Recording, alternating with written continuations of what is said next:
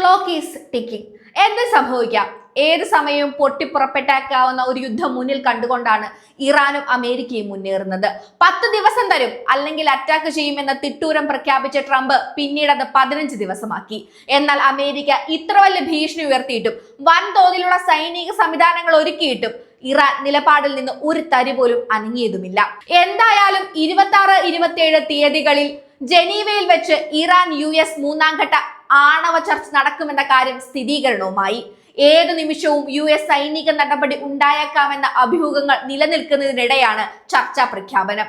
യുദ്ധക്കോപ്പുകളുമായി US മുന്നേറുകയും Iran സൈനിക അഭ്യാസങ്ങൾ നടത്തി തയ്യാറെടുപ്പുകൾ നടത്തുകയും ഒക്കെ ചെയ്യുമ്പോൾ ഈ ചർച്ച നിർണായകമാകും. സാമ്പത്തിക ഉപരോധങ്ങൾ പിൻവലിക്കുകയും സമാധാനപരമായ ആണവ സമ്പുഷ്ടീകരണത്തിനുള്ള ഇറാന്റെ അവകാശം അംഗീകരിക്കുകയും ചെയ്താൽ ഒരു കരാറിലെത്താനായി ആണവ പദ്ധതിയിൽ പുതിയ വിട്ടുവീഴ്ചകൾ ചെയ്യാൻ തയ്യാറാണെന്നാണ് ഇറാന്റെ നിലപാട്.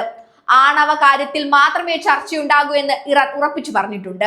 നിലവിൽ ഒമാനാണ് മധ്യസ്ഥ ചർച്ചയ്ക്ക് നേതൃത്വം നൽകുന്നത്. എന്നാൽ അമേരിക്കയ്ക്ക് അത് താല്പര്യമല്ലാത്ത കാര്യമാണ്. തുർക്കിയെ മധ്യസ്ഥ റോളിലേക്ക് കൊണ്ടുവരാനായിരുന്നു അമേരിക്കയുടെ താല്പര്യം. എന്നാൽ അതിന് ഇറാൻ വഴങ്ങിയില്ല.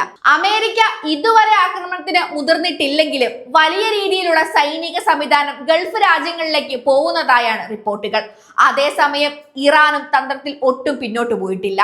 അന്തിമ യുദ്ധത്തിനിറങ്ങുമെന്ന് അമേരിക്കയുടെ പടക്കപ്പലുകളെ മുക്കിക്കൊല്ലാൻ ശേഷിയുണ്ടെന്നും തുടങ്ങിയ ശക്തമായ വെല്ലുവിളികളുമായി അമേരിക്കയെ നേരിട്ട ഇറാൻ 10 മണിക്കൂർ ഹോർമൂസ് കടലിടുക്ക് അടച്ചിട്ട് റഷ്യയുമായി നടത്തിയ സൈനിക അഭ്യാസം മറ്റൊരു മുന്നറിയിപ്പായിരുന്നു. 10 മണിക്കൂർ ഹോർമൂസ് അടച്ചിട്ടതോടെ എണ്ണവില കുത്തനെ കൂടുകയും ചെയ്തു. തങ്ങളെ ആക്രമിച്ചാൽ എന്താണ് സംഭവിക്കാൻ പോകുന്നത് എന്നതിന്റെ ഒരു മോക്ക് ട്രയൽ തന്നെയാണ് ഇറാൻ അമേരിക്കയ്ക്ക് കാണിച്ചു കൊടുത്തത്. എന്നാൽ ഇതിന് സമാന്തരമായി മറ്റൊരു സൈനിക അഭ്യാസം കൂടി നടന്നിരുന്നു. ഹോർമൂസ് കടലിടുക്കിന്റെ ഓപ്പോസിറ്റ് ഒമാൻ തീരത്ത് കടൽ സുരക്ഷയുമായി ബന്ധപ്പെട്ട് ഇറാനും റഷ്യയും ചൈനയും ചേർന്ന് നടത്തിയ അഭ്യാസം യഥാർത്ഥത്തിൽ ഇറാന്റെ മറ്റൊരു തന്ത്രമായിരുന്നു. റഷ്യയും ചൈനയും തങ്ങൾക്ക് ഒപ്പമുണ്ടെന്ന് കാണിക്കാനുള്ള കരുതിക്കൂട്ടിയുള്ള ശ്രമമായാണ് അതിനെ യുദ്ധവിദഗ്ധർ കണക്കാക്കുന്നത്. അതിനു പിന്നാലെ കഴിഞ്ഞ വ്യാഴാഴ്ച റഷ്യക്കൊപ്പം സൈനിക അഭ്യാസവും കൂടി ഇവർ നടത്തി. ശനിയാഴ്ച ആക്രമിക്കുമെന്നാണ് ട്രംപ് പറഞ്ഞിരുന്നത്. എന്നാൽ വ്യാഴം വെള്ളി ദിവസങ്ങളിലായി നടത്തിയ മോക്ക് ഡ്രില്ലിന്റെ ഭാഗമായി റഷ്യയുടെ സൈനിക വിന്യാസം ഇറാനിലുണ്ടായിരുന്നു. ഇത് അമേരിക്കയുടെ തന്ത്രങ്ങൾക്ക് തിരിച്ചടിയായിരിക്കുകയാണ്.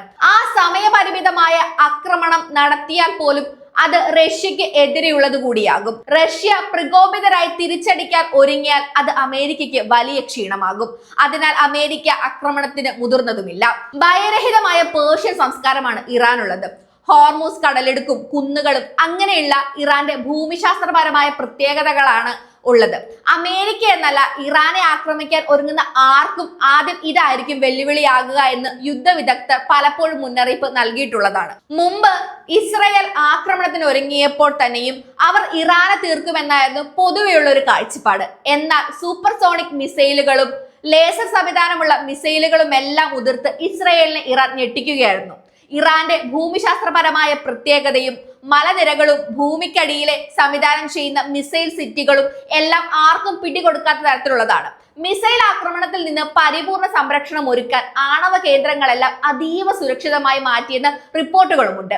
ഇറാന്റെ കരസേനയും മിസൈലുകളും ഏത് വെല്ലുവിളിയെയും എതിർത്ത് തോൽപ്പിക്കാൻ ശേഷിയുള്ളതാണെന്നാണ് കണക്കാക്കപ്പെടുന്നത്.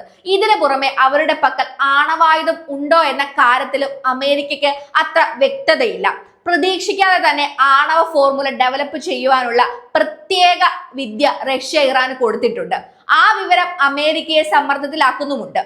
കൂടാതെ ചൈനയും റഷ്യയും പോലുള്ള വൻ ശക്തികൾക്ക് ഇറാനൊപ്പം നിൽക്കുന്നതും അമേരിക്കയ്ക്ക് ഒരു വെല്ലുവിളിയാണ്. പേർഷ്യൻ ഗൾഫ് മേഖലകളിൽ US വലിയ തോതിലുള്ള സൈനിക വിന്യാസം നടത്തിയിട്ടുണ്ട്.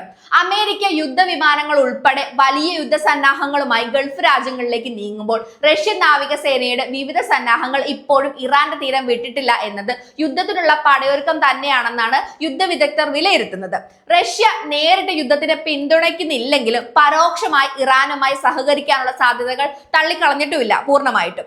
എന്തായാലും അമേരിക്ക അൽ ഖുദീസ്, ബഹ്റൈൻ, ഖത്തർ എന്നിവിടങ്ങളിലെ പ്രധാന സൈനിക താവളങ്ങളിലെ സൈനികരെയും യുദ്ധവിമാനങ്ങളെയും സുരക്ഷിതമാക്കിയിട്ടുണ്ട് എന്നാണ് പുറത്തു വരുന്ന വിവരങ്ങൾ. എന്തെല്ലാം കാര്യങ്ങളാണ് നടപ്പിലാക്കാൻ ഉദ്ദേശിക്കുന്നത് എന്നതിന്റെ കരട് ഇറാൻ അമേരിക്ക ഉദ്യോഗസ്ഥർക്ക് നൽകിയതായാണ് റിപ്പോർട്ട്.